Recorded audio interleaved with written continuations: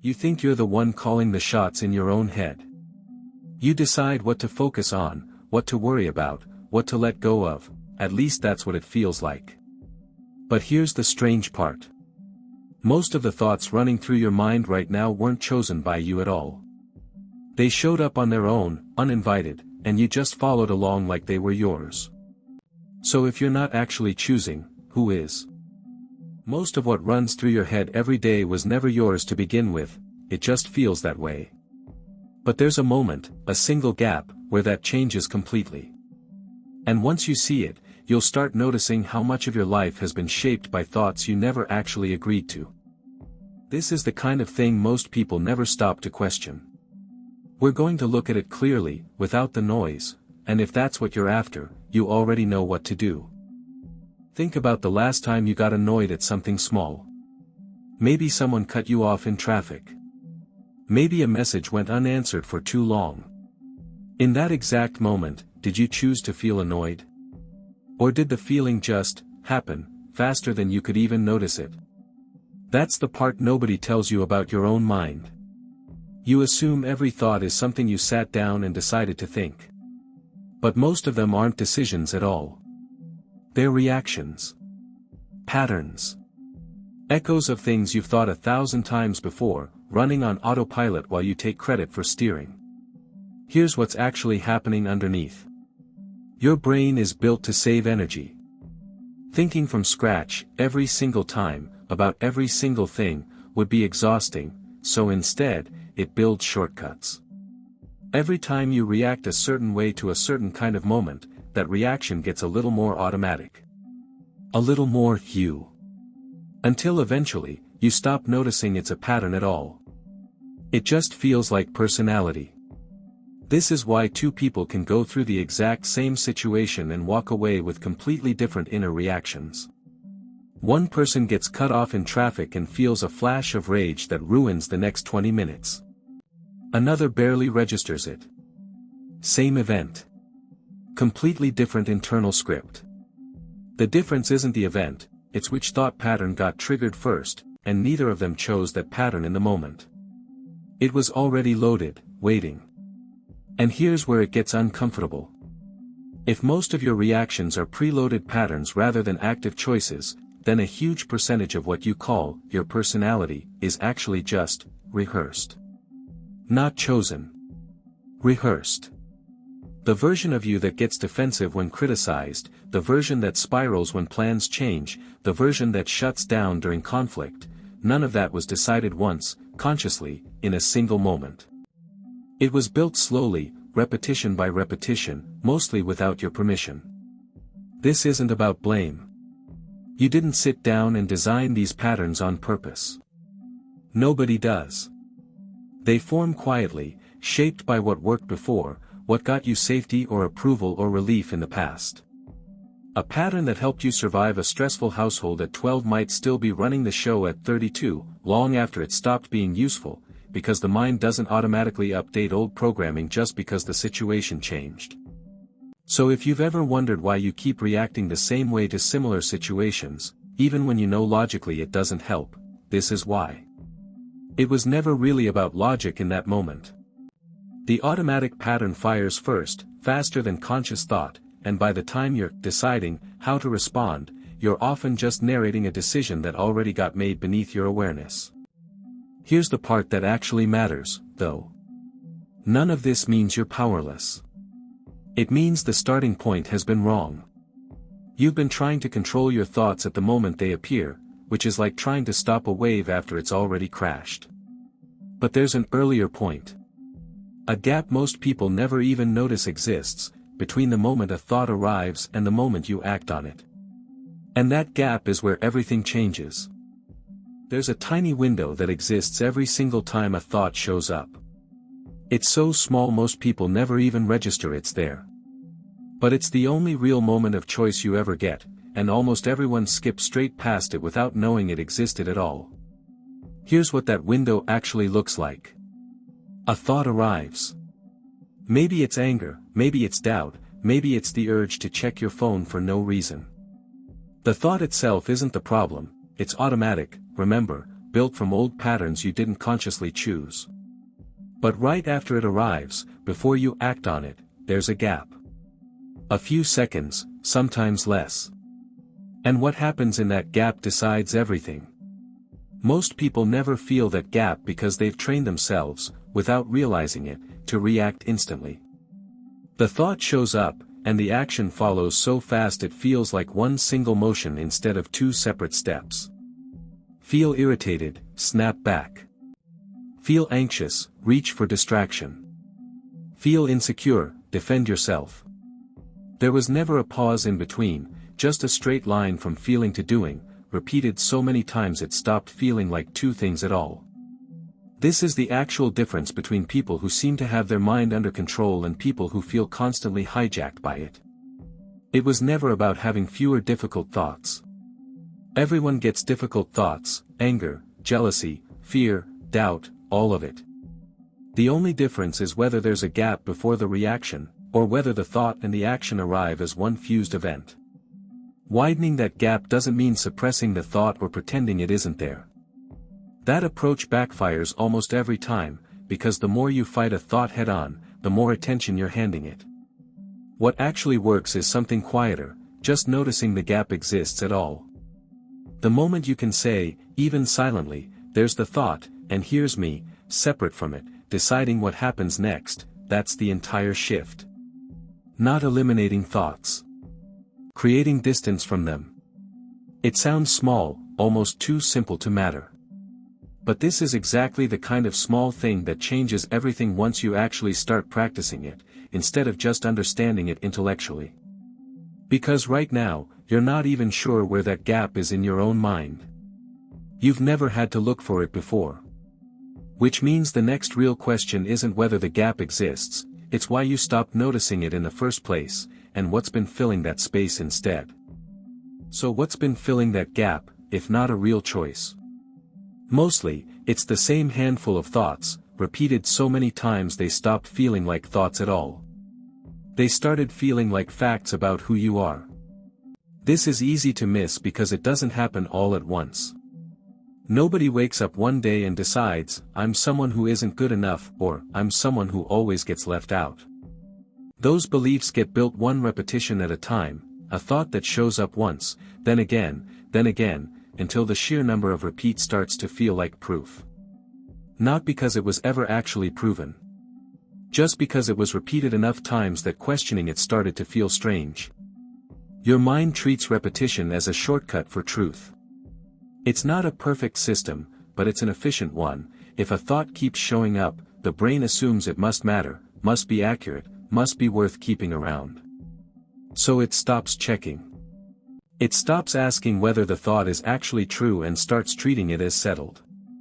That's how a passing doubt on a hard day in your 20s can quietly become a core belief you're still carrying decades later, never once re-examined. And here's the part that makes this so easy to miss in your own life: the thoughts that get repeated the most usually aren't the loudest ones. They're the quiet, background ones. Not the dramatic, I'm a failure, moment after a bad day, but the smaller, constant murmur underneath it. The one that whispers, this is just how I am, every time you avoid something hard, every time you talk yourself out of trying. That whisper doesn't need to be dramatic to win. It just needs to repeat. This is also why simply trying to think positive rarely works for long. You can't out-argue years of repetition with a single counter-thought said once in the mirror.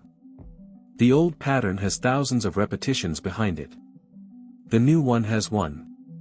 It's not a fair fight, and pretending otherwise is usually why people give up on this kind of change so quickly. They expect one good thought to undo a decade of quiet ones. What actually shifts an identity-level belief isn't intensity. It's consistency over time, the same mechanism that built the belief in the first place, just running in a different direction. Which raises a real question worth sitting with: if repetition built who you currently believe you are, what would it look like to apply that same mechanism, on purpose, deliberately, instead of by accident, and what's actually stopping you from being able to do that right now? Right now, try something.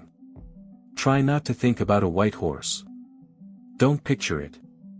Don't let the image form at all. You just did, didn't you? That tiny experiment is actually one of the clearest windows into how your mind really works, and it explains why so many people fail at controlling their thoughts using the exact method they assumed would work. Here's the mechanism. To avoid thinking about something, your mind first has to check whether you're thinking about it. That check requires holding the thought just long enough to confirm it's there, so you can push it away. Which means the act of suppressing a thought requires briefly activating that exact thought first. You can't avoid what you're not allowed to notice. So the harder you try to push a thought out, the more attention it actually receives in the process. This is why anxious thoughts often get louder, not quieter, the moment someone tells themselves, "Stop thinking about this." Why a worry that was background noise an hour ago suddenly takes over the whole evening the moment you decide you're done thinking about it. You didn't make it worse by accident. You made it worse using the most intuitive strategy available, fighting the thought directly, which happens to be the one strategy that backfires almost every time.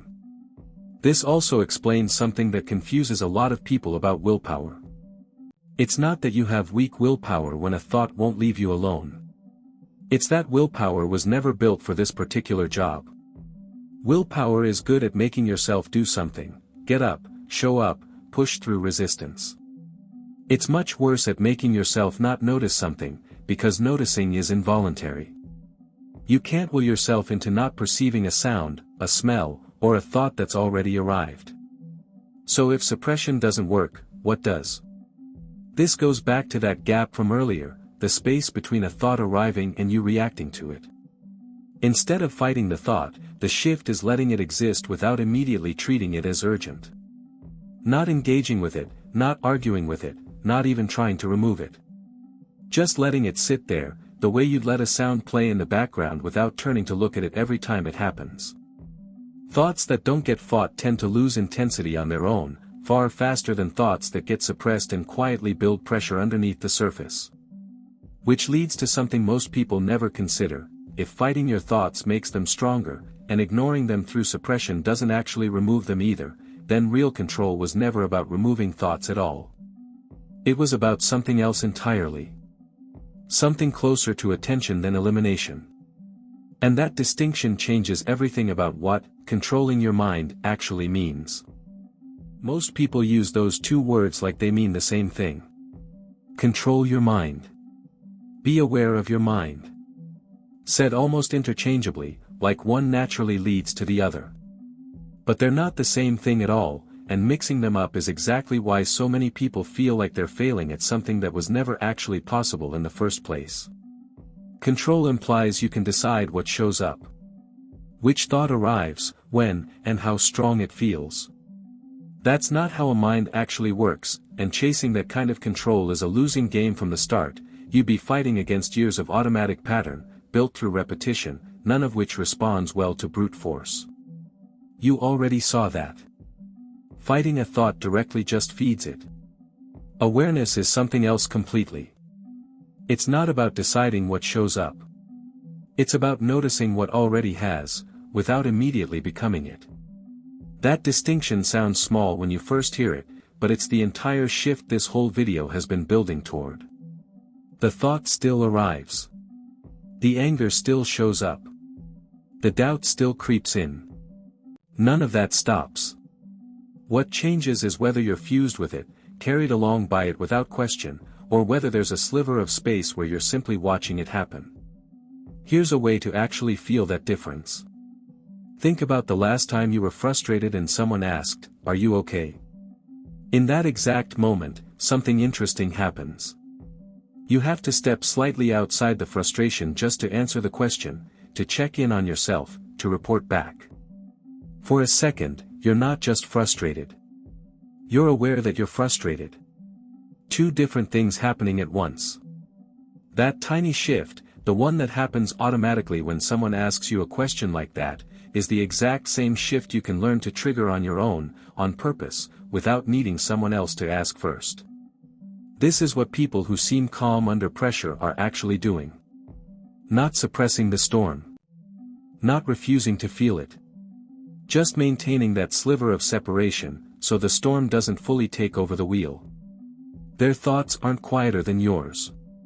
Their gap is just wider, more practiced, more familiar territory instead of something rare and accidental.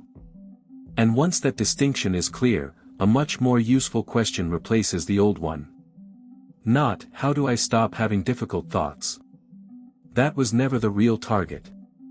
The real question becomes, what's actually shaping which thoughts show up in the first place, and how much of that is happening completely outside your awareness, every single day, without you ever noticing the source. You like to think your thoughts come from inside you. Mostly your own, generated by your own mind, in private. But a huge amount of what runs through your head every day wasn't written by you at all. It was handed to you, quietly, by everything you're surrounded by, and you absorbed it so gradually you never noticed the transfer happening. Think about the last time you scrolled for 20 minutes without meaning to. Nobody forced your hand to keep moving. But the environment was built, deliberately, to make that automatic. Every notification, every short video, every headline is competing for the same thing, your attention, and through your attention, your thinking. And it works exactly as well on you as it does on everyone else, because it's not targeting your willpower. It's targeting the same automatic, pattern-based system you've been learning about this whole time. This goes beyond apps and screens, too. The people you spend the most time with shape which thoughts feel normal to have. Spend enough time around people who treat anxiety as the default response to everything, and anxious framing starts to feel like just how things are, not a choice anyone's making. Spend time around people who treat setbacks calmly, and that calm starts to rub off the same way, often without a single conversation about it. None of this means you're being controlled against your will. It means the gap you've been learning to notice, the space between a thought arriving and you reacting, gets narrower the more your environment is built to skip it for you. Fast content, constant stimulation, and reactive people all train the same habit, instant response, no pause. Which means widening that gap isn't just an internal practice. It's also about noticing what's been shrinking it from the outside, every single day, usually without your permission. And that raises the real question this video has been circling the whole time. If your thoughts were shaped this much by repetition, suppression, and environment, all things that happened largely without your conscious input, is there an actual moment, a real point of leverage, where you get to step in and change the pattern on purpose? There is. And it's smaller, and stranger, than you'd expect. Here's the moment. It's not dramatic. It doesn't announce itself. It's not the big decision you've been picturing, quitting the job, ending the relationship, finally speaking up. It's smaller than that, and it happens far more often than you'd think. It's the half-second right after a trigger and right before the automatic response. Someone says something sharp, and there's a flicker before you snap back. A craving shows up, and there's a flicker before you reach for the phone, the snack, the distraction. A wave of self-doubt rolls in, and there's a flicker before you either believe it completely or question it for the first time. That flicker is the entire gap you've been learning to notice this whole video. It doesn't last long. For most people, it's so brief it might as well not exist, because nothing has ever trained them to notice it's there. But it is there, every single time, without exception. The thought arrives first. The reaction comes a fraction of a second later. And in that fraction, before the reaction fires, there's a real fork, not a big dramatic one, just a quiet one, repeated dozens of times a day, mostly unnoticed. This is why people who seem to have genuine control over their mind aren't actually having fewer hard moments than you. They're catching that flicker more often. Not every time, nobody catches it every time, but enough that it starts to shift the overall pattern, the same way repetition built the original pattern in the first place. The honest part most people skip past is that catching the flicker doesn't feel impressive in the moment. It feels almost like nothing, a half-second pause where you could have reacted instantly and didn't. But that's exactly how the original automatic patterns got built too. Not in one dramatic moment, but in thousands of small, unremarkable ones, repeated until they became who you are. Which means the way out was never going to look dramatic either. It was always going to look like this. Small, quiet, and easy to miss, unless you know to look for it. If you've made it this far, you're already ahead of most people. Here's the practice. It's small enough to do today, and it directly targets that flicker you just learned about, the gap between a thought arriving and you reacting to it. 3 times a day, doesn't matter when, pause for 10 seconds and ask yourself one question: what am I thinking right now, and did I choose it? That's the whole practice. No app, no special time, no ritual. Just that question, asked out loud or silently, 3 separate times spread across your day. Most of the time, the honest answer will be no. You didn't choose it. It was a reaction, a leftover pattern, a thought that arrived because something triggered it, not because you sat down and decided to think it. That's fine. The point isn't to judge what you find. The point is the noticing itself. Every time you ask that question, you're forcing yourself into the gap on purpose, instead of waiting for it to happen by accident. Here's why this specific practice works better than most people expect. You've spent years building automatic patterns through repetition, thousands of unnoticed reactions, stacking up until they felt like personality. This practice uses that exact same mechanism, repetition, except now it's aimed at noticing instead of reacting. You're not trying to out-willpower years of automatic thought in one sitting. You're just adding a new repetition, small and consistent, the same way the old patterns got built in the first place, except this time, on purpose. After a week or 2 of doing this, something shifts. The gap that used to be invisible starts to feel slightly more familiar. You start catching the flicker in moments you never would have noticed before, mid-argument, mid-scroll, mid-spiral. Not every time. But more than before.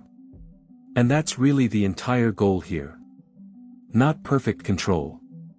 Not silencing your mind completely. Just a slightly wider gap than you had yesterday, repeated enough times that it starts to become its own pattern. This is also the piece that makes everything else in this video usable instead of just interesting. Knowing your thoughts are automatic doesn't help much on its own. Knowing the gap exists doesn't help much if you never practice finding it. This question is the bridge between understanding all of this and actually living differently because of it. 3 times a day. 10 seconds. That's genuinely the whole thing. So much of what you've believed about your own mind turns out to be slightly off. Most of your thoughts were never decisions, they were patterns, repeated so many times they started to feel like personality. The harder you fought them directly, the louder they got, because fighting a thought means noticing it first. Real change was never about controlling what shows up. It was about that quiet half-second gap between a thought arriving and you reacting to it, the same gap your environment has been quietly narrowing for years without asking permission. And the way back to it was never going to be dramatic. Just small, repeated moments of noticing, stacked the same patient way your old patterns got built in the first place. For the next 24 hours, try this once. Just once. When something irritates you, pause for 10 seconds before responding, and quietly ask yourself if you actually chose that reaction. That's all. See what you notice. This question, whether you actually chose a thought or just inherited it, doesn't stop mattering once this video ends. Because noticing the gap is only half of it.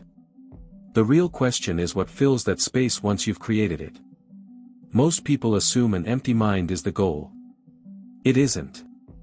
Something always moves in to fill it, whether you choose it or not, which is exactly what the art of a quiet mind with positive psychology gets into next.